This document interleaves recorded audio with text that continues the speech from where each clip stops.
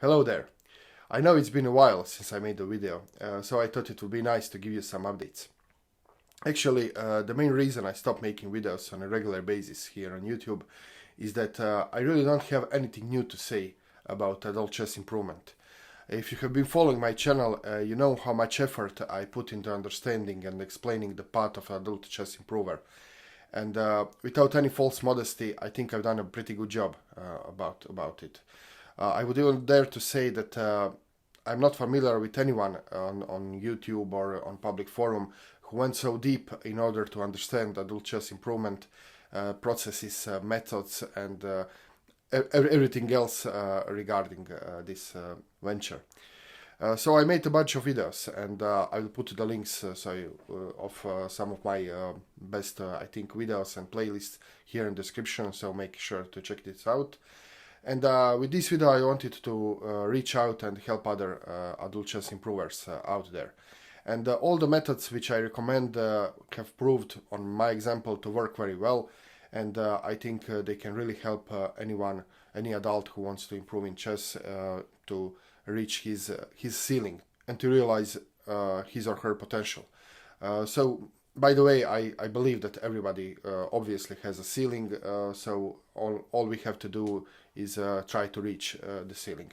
And I think the methods which I talked about on this channel, doing tactics, not focusing yourself on the opening so much, be focused on general principles, do regular training and so forth. I think all these methods are very well. And so this is it. I don't want to reinvent the wheel, you know. I figured out how to do this, and now the rest is up to you or up to me to just follow these methods and try to improve as far as we can.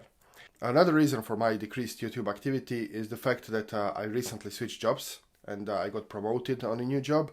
So right now I'm a senior Java developer, and as such I have many things to learn and read, and I have to be updated in order to stay in the loop, in order to be able to do my job well. And I'm also learning for the new exam. I want to become Oracle certified professional Java developer, and this is a really big exam. I have to learn. I have to spend a significant amount of time, significant amount of hours per day just by learning to pass this exam. So obviously you can guess it leaves me less time for doing chess. But regardless of that, I still manage to find some time to keep myself sharp. I don't want to get rusty in chess. I'm still playing chess. I'm still active player. So I try to do chess every day.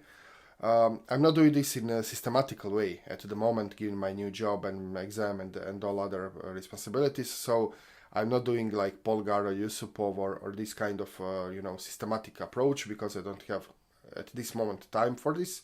But I still try to do something every day. So it could be sometimes I just analyze master games, sometimes I analyze my old games from the over-the-board chess. I solve tactical puzzles. I also have some collections of positional puzzles which I try to solve every day. So I try to do something, just to keep myself sharp. I also play online.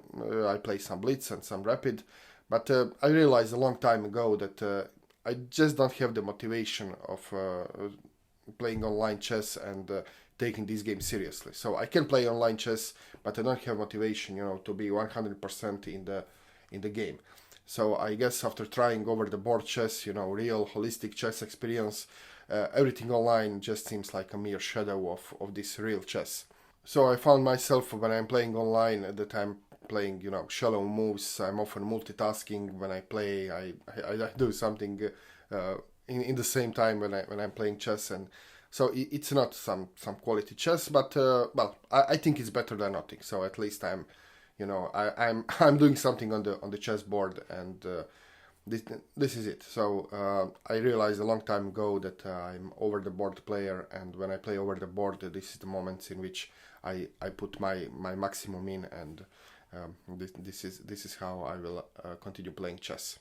Another novelty in my endeavors, my life, my training and everything is that I finally started to get myself in a physical shape, and I did it by starting playing basketball again. So I used to play basketball when I was in high school, and then I just stopped playing, and I didn't play for like 20 years. I almost didn't touch a ball for like 20 years. And then I came back to basketball. I started to play in the gym 2 or 3 times a week. I have some friends who also like to play basketball, so I play with them. And I was actually very surprised that I'm not that bad at basketball. So even though I'm 40 years old, I didn't touch the ball for 20 years. I got in shape pretty fast, and I can play a pretty good game. And this actually proves my point, which I was talking about regarding chess as well. So when you start doing something as a kid, the body remembers, the mind remembers, and you will always be good at it. So if for people who started playing chess as kids, they can stop working on chess. They can stop playing chess for 20 years, and they will still be better than adult chess improver. So yeah, the basketball is counterexample. I played as a kid.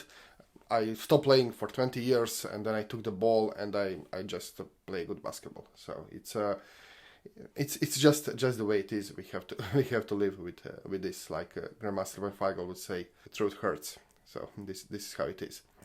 And well, actually, it's not. I'm not just bragging about my basketball, but I noticed that after I play the game of basketball, after I get physically tired, and then I sit and play some online chess, I play much better after the physical exercise. And I mean, it's no surprise when you are in physical shape, then your mind is quicker, and you can think faster, you can think more clearly. So I hope that this basketball will also help me, get in physical shape, and then consequently it will help in my chess improvement venture. So let's hope that this will be this will be the case.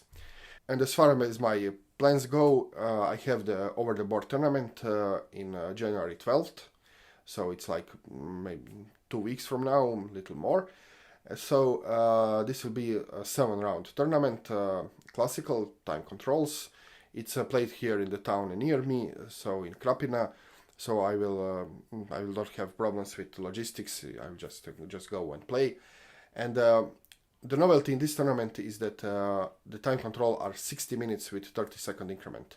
So usually standard time controls in FIDE rated tournament are 90 minutes plus 30 seconds increment. But there is a rule that if the player is below 2400, then 60 plus 30 counts as a standard time control. And I never played 60 plus 30. I always played 90 plus 30. So it is a novelty, but I think I have a feeling that it will suit me. It will be better for me, because when I analyze my games, I notice that most of my mistakes, most of my blunders are made after 3 hours of play. So in this 4th hour, in which I get very tired and I tend to make mistakes. And now this game cannot last more than 3 hours, so there will be no 4th hour. So I hope there will be less blunders and mistakes. And also I noticed that I play very fast. I mean, very fast. I play faster than average. So I rarely spend 90 minutes. Even when I have 90 minutes, I don't spend them. So I usually spend about 70 minutes in my 60-70 minutes or in my games. So I think this time format will be good for me. The only thing I have to be careful is that I don't get panicked, when I got in time trouble. Time trouble, not really time trouble, but when the clock starts ticking, below 10 minutes, then I get this psychological pressure that I have to play faster, and that I don't have time to think deeply and to calculate accurately, which is not true, because if you have 10 minutes and 30 seconds increment, you have all the time in the world to think your moves out. So I have to remind myself that having 10 or 15 minutes on the clock is not time trouble. So I hope I will be able to manage this psychological issue. Anyway, we'll see. Like always, I will analyze my games here on the channel. So if I don't see you before, I will. In fact, if you don't see me before, you will see me when I show you my games and analyze my games. And like always, I hope I'll have something good to show, to present some nice chess and some nice games. And well, if if the tournament turns out to be not so good, I hope I will be able to learn from my mistakes, to recognize my mistakes, and also to share it with you, so you can learn from my mistakes, and hopefully you will not have to make these mistakes yourself if you see me making mistakes, and you can learn from them. Okay, so until then, I wish you all Merry Christmas and Happy New Year, and see you very soon. Stay well. Cheers.